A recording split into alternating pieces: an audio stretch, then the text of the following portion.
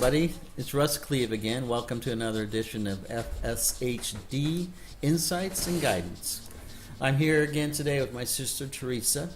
Both of us have FSHD. Our entire family has had it, and so we've seen it from all different angles and perspectives and different ages and different onsets. So we want to try to help you folks out too that may be dealing with FSHD or have questions about it or just curious. So today we'd like to talk a little bit about how do you get a positive attitude? How does that come about?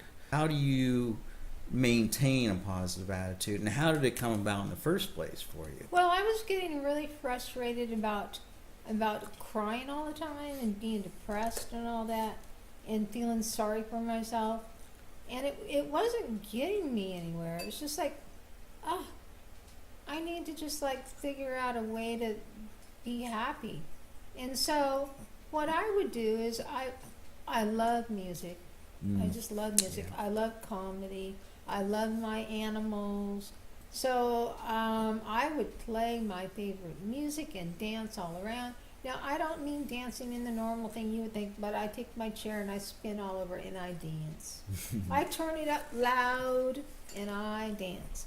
Have a little bit of a tequila shot and just get fun and have fun. Or I'll turn on a funny movie and just laugh my ass off. I'll get my friend Foxy and we will play. She's a great emotional support dog. For if you're feeling down, she can sense it and she will cuddle with you and she will get you to play with her and she'll change your attitude so quick. And so that's what I do for getting happy. What do you do? Well, I agree with you. Anything that you can do that's a positive thing, even if it's for 5 seconds, as long as it's positive. Playing music, maybe something that makes you feel good. Being creative. Yeah.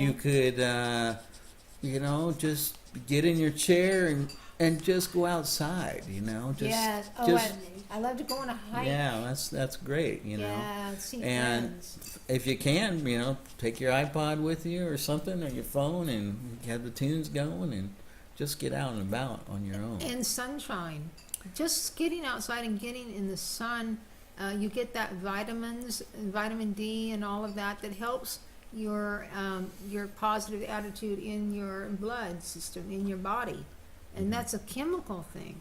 So just getting sunshine, getting out of the dark, will chemically change to help you have a happiness. Yeah, Right. and hopefully you're in a sunny place to do that. Yeah. We're in Oregon, and it Yeah. rains here all the time. And of course, in Oregon, you only get about 3 months of decent weather, so you want to get out as much as possible. So don't close yourself inside. Don't isolate. Yeah, don't isolate. Try to make your space as bright as possible. Make it comfortable and have your hobbies there. Surround yourself with Yeah. things that you enjoy, and stay away from over medicating. That will mess up your ability to have a positive It attitude. makes you depressed. Like if you drink, alcohol makes you more depressed Right. because it's in the alcohol. It changes your chemical to be depressed. Right. Yeah. So we think that how you get to your positive attitude in the first place takes a couple of things. It takes an acceptance of your disability.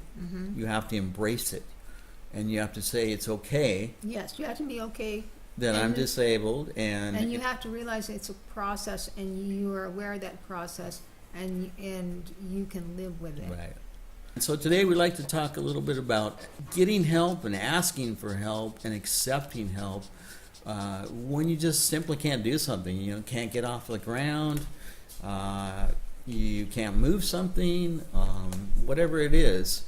The ability to ask for help when you need it and accept it is a real struggle for a lot of people to get over.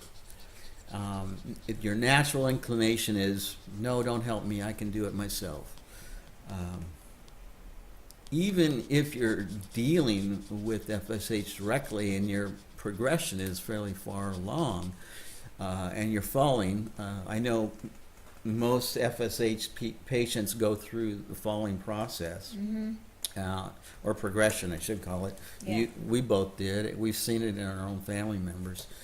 And it's really difficult, especially when you're in the middle of a store and you're on your butt, Yeah.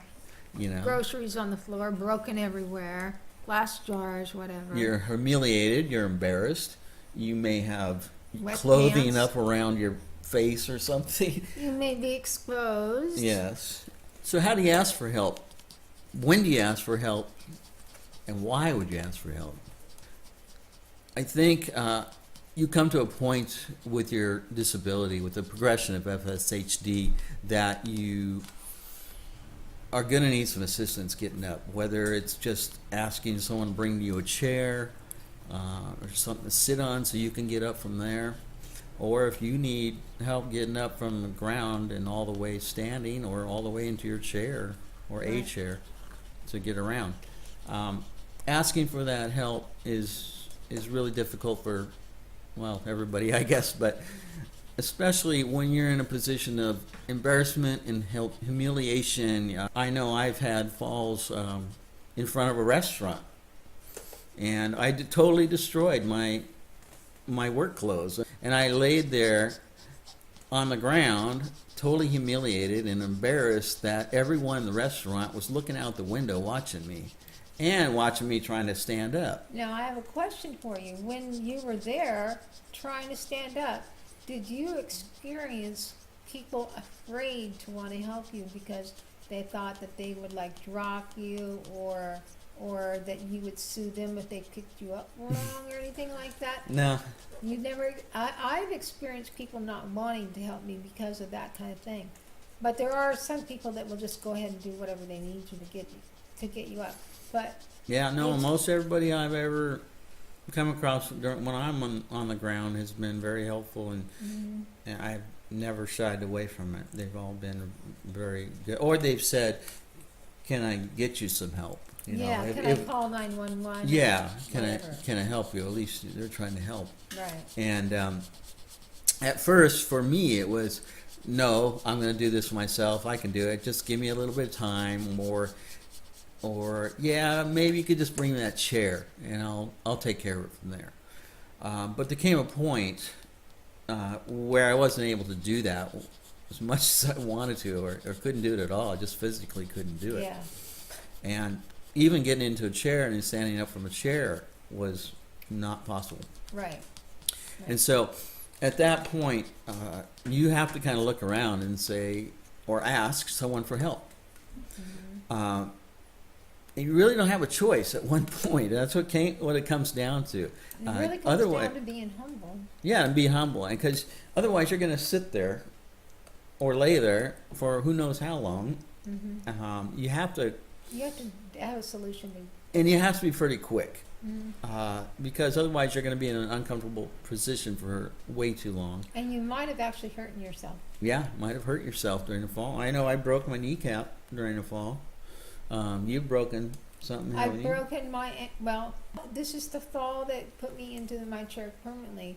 I fell going toward the bathroom, my ankle gave out, and there was a hairline crack there.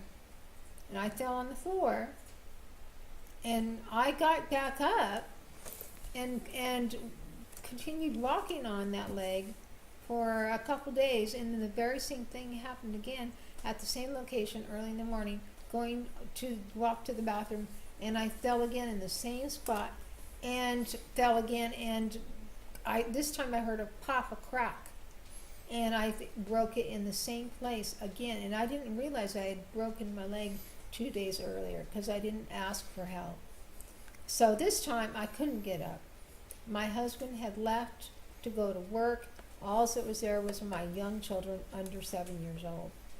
So I had to ask for help, and that I ended up in a cast, and when I got out of the cast, I couldn't walk at all anymore. So what happened after you asked for help? I mean, what was your feeling after you asked for help? I still had to go to the bathroom. Okay. I was on the floor, and I still had to pee. It was horrible. I had to ask to get put on the toilet. Yeah. And that was really hard for me to do. Being carried to be put in the ambulance and stuff, that was super hard for me. Right. And well, that's the first time that kind of thing had ever happened. And I had to just say, okay, this is going to be for the greater good. I'm going to get some help where I'm not going to be in pain now. Right. Broken leg and all. So it was hard, but I did it. And then I said, okay, I lived through that. I put my big girl panties on and I got through that Right. because I asked for help. I didn't have a choice.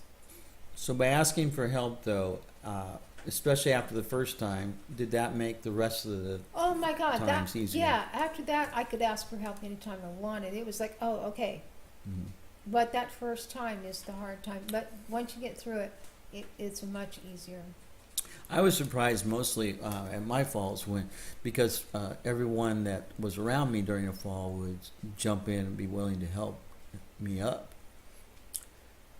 So I was really grateful for that help. But as I asked for help, it was easier to ask for help the next time, and I found that people were so willing to jump in and help that I should let them. Yeah. Because that'll make us both feel better. Yeah, you and know? you shouldn't worry about what people think about you because they're not really thinking that. It's not, I mean, they're happy to be able to give help. They're not thinking anything bad about you or, wow, what a weak little man, can't even look. They're not thinking that. So don't let your fears of what they're thinking about get to you. Right, exactly. You really got to just let that go. Right. Don't feel humiliated or embarrassed to ask for help and to accept help. Those are the key factors that will make your life so much easier, will change your attitude, and will help you get through dealing with FSHD. Thanks again for watching. Time for